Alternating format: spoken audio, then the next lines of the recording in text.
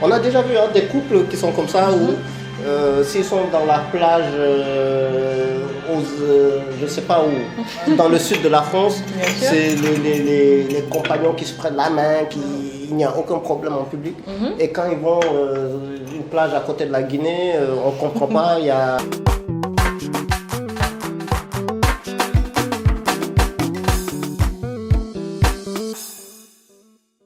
Bonjour les citizens, ravi de vous retrouver aujourd'hui pour une émission spéciale avec Babadem que vous avez déjà vu sur une première vidéo sur la confiance en soi. Bonjour Babadem. Bonjour Souma.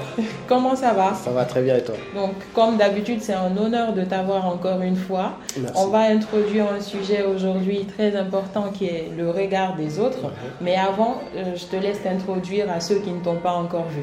D'accord, alors bonjour aux spectateurs de Citoyen 224. Babadem, je suis coach, formateur en développement personnel et professionnel. Et c'est vraiment un honneur également pour moi d'être l'invité de Souma de Citoyen 224. Et nous aborderons effectivement cette question du regard des autres. Alors, selon toi, c'est quoi le regard des autres? Le regard des autres, généralement, on dit souvent, et vous allez l'entendre souvent dans le développement personnel, des gens qui se disent ne regardez pas, ne faites pas attention au regard des autres parce que ça peut être un frein. Or, moi, je suis pour dire que tout simplement, on est obligé de faire avec le regard des autres. Le regard des autres, généralement, c'est nous-mêmes, notre ego quelque part, nous la sollicitons à tout moment. Le regard des autres. On achète quelque chose, on a envie que la personne porte un jugement sur le regard des autres. Mais le pire des regards des autres, c'est lorsque ça vous freine en fait. Mais ça vous freine surtout quand vous craignez le regard des autres et surtout l'interprétation que vous faites par rapport au regard des autres.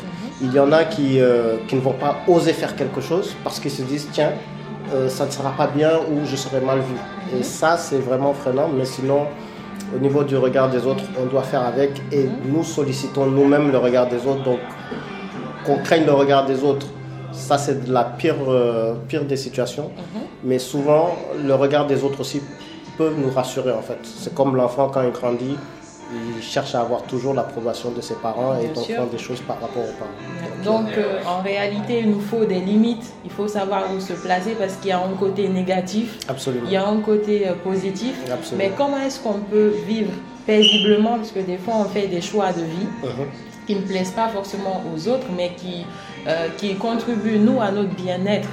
Comment faire face à cela, sachant qu'on sera jugé forcément par les autres à cause de nos choix?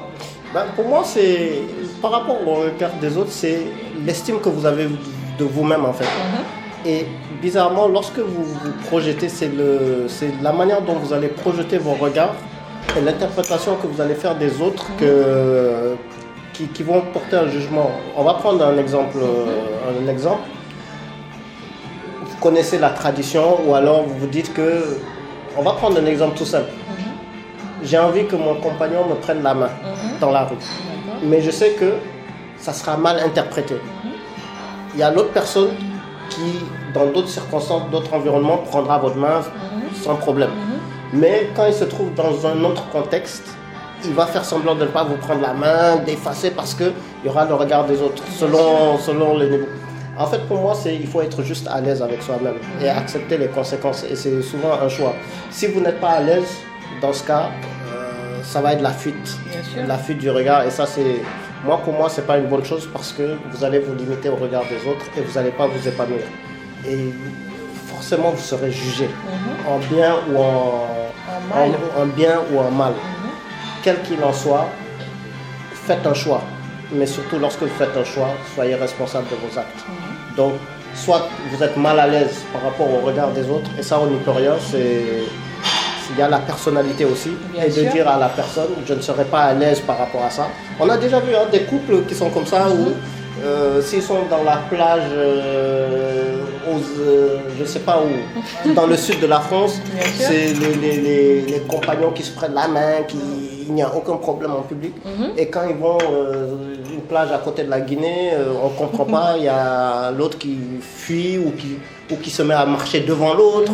Je ne sais pas si on voit. Bien sûr, ça c'est l'évidence. Ça. Parce qu'il y a le regard des autres. Et ça, mais malheureusement, à la limite, là, je caricature un peu, mais malheureusement, il y a des cas de personnes où elles sont influencées par le regard des autres. Et là, c'est lorsqu'elles n'osent pas franchir ou faire des choses en raison du regard des autres. Et ça, je pense que c'est là où c'est le plus problématique. Bien sûr. Justement, je vais rebondir sur ça parce qu'il y a des personnes qui se perdent, qui non seulement dans leur habillement, dans leur tenue, qui se donnent une carapace qu'elles n'ont pas. Et cela les amène à vivre un mode de vie qui devient un cercle vicieux. Et aujourd'hui, on va parler du cas aussi des réseaux sociaux. Il y a beaucoup de personnes qui sont complètement différentes sur les réseaux sociaux. Et dans la vraie vie, on découvre qu'au fond, elles sont toute une autre personne. Comment aujourd'hui éviter à l'ère des réseaux sociaux de rentrer dans cet engrenage, de s'accepter soi? Comment faire face à ça avec tous les jugements qu'on a par rapport au corps, à la taille, à la corpulence? On veut tous ressembler à des prototypes parfaits alors qu'on n'est pas ces personnes en vrai. Mais il y a un mot que tu viens de dire et qui pour moi est essentiel, c'est l'acceptation de soi. À partir du moment où on ne s'accepte pas soi-même, à partir du moment où quand on se regarde, ça c'est une phrase que mon père a l'habitude de dire, vous regardez seul, vous êtes face à votre miroir et que vous ne vous acceptez pas, vous allez faire semblant. Et pour moi, ce sont les personnes les plus vulnérables et les plus... il y en a qui diront que ce sont des influenceurs, mais pour moi, ce sont les personnes les plus influençables en fait. Bien sûr. Les réseaux sociaux, c'est que justement le mot regard des autres, à l'époque quand il n'y avait pas les réseaux sociaux, le regard des autres c'était votre voisin, l'entourage, dans le quartier, etc. Mais à l'heure des réseaux sociaux, le regard est multiplié par 10 000, 100 000, 1 million voire. Et c'est sûr que si le poids du regard des autres vous freine, par rapport aux réseaux sociaux, forcément, ça peut vous freiner encore plus. Bien sûr. Et les réseaux sociaux, par contre, vous pouvez vous inventer une vie parce que vous avez envie de vous rassurer par rapport au regard des autres. Or, ce n'est même pas le regard des autres, c'est votre propre regard que vous rejetez sur vous-même. Et on va donner juste un exemple. Un bouton, là où le regard des autres peut vous paralyser alors que c'est vous-même qui vous paralysez. Un petit bouton sur le visage qui est insignifiant et qui ne se voit même pas. Les autres ne le voient pas, sauf si vous-même vous attirez l'attention sur ce bouton. C'est vrai. À partir du moment où vous vous sentez laid avec ce bouton en disant « Oh mon Dieu, comment on va me trouver avec le... » Alors que le regard des autres, on ne voit même pas le bouton. Lorsque vous n'allez même pas oser mettre une photo de vous sur les réseaux sociaux, mais pire, lorsque vous allez dans un endroit public, il suffit qu'un regard, que vous croisez un regard, et tout de suite vous allez interpréter le regard de l'autre comme quoi, oh mon Dieu, il a remarqué mon bouton, alors que ce n'est pas du tout. C'est pas du tout ça. Donc c'est pour ça que les réseaux sociaux aussi, il ne faut pas s'inventer une vie et s'assumer. C'est vrai que on aime bien montrer les bons côtés des choses, mais attention au revers de la médaille. Parce que ce que l'on ne sait pas, c'est que lorsque vous pensez vivre une belle vie à travers les réseaux sociaux, forcément on va vous solliciter. Et lorsqu'on va vous solliciter et qu'on voit que ce n'est pas votre vraie vie, le problème c'est c'est la déception. On vous aura découvert, vous aurez honte, et parfois ça peut aller dans les pires des situations où vous voulez disparaître. Donc moi je pense que la meilleure des choses c'est s'accepter soi. Et c'est le mot que tu as employé tout à l'heure, accepter soi-même et les autres vous respecteront.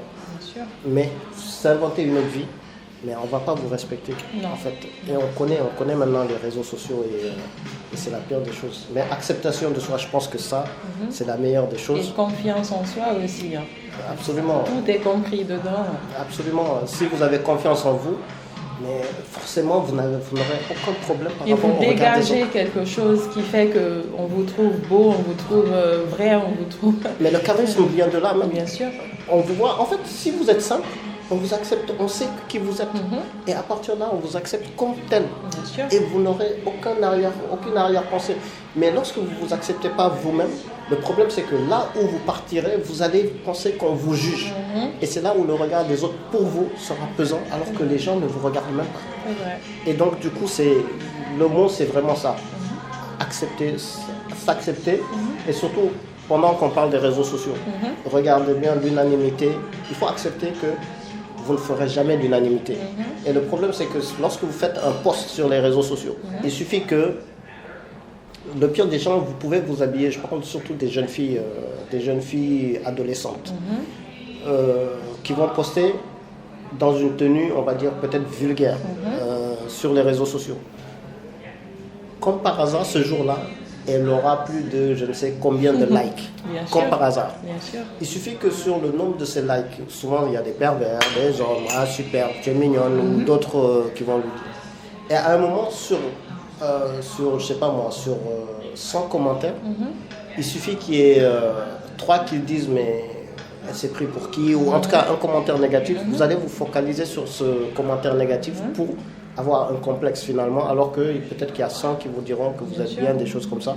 Donc franchement, le thème essentiel, c'est acceptation de soi, et il n'y avait pas meilleur mot que tu as pu apporter en fait. Bien sûr. Bon, on va terminer sur ce mot. Est-ce que tu as un dernier mot à dire aux abonnés avant de leur dire au revoir? Oui, en fait, le regard sur soi, il faut surtout ne pas vous focaliser sur le regard des autres par rapport à vous. Si vous vous acceptez, le regard des autres, ce sera juste une relation humaine normale. Le mot acceptation de soi, c'est vraiment ça. Acceptez-vous tel que vous êtes. N'allez pas vous inventer une vie, et les relations humaines se basent sur des échanges. Et on s'enrichit par rapport à la diversité, à la différence de l'autre. Donc, acceptez-vous tel que vous êtes, même si vous allez dans un pays. Comme je dis souvent, intégration n'est pas égale à assimilation. Gardez vos valeurs, gardez, pour d'autres, il y en a qui essayent d'effacer leur accent, gardez votre accent, et c'est comme ça qu'on va vous respecter. Vous êtes, on vous respecte. Vous n'êtes pas, on ne vous respectera pas. Et donc, gardez la pêche, citoyen 224, et soyez vous-même, et on peut aller loin. Ouais. Merci Babadem, et au revoir à tous. Merci de nous avoir suivis. À bientôt pour une nouvelle vidéo.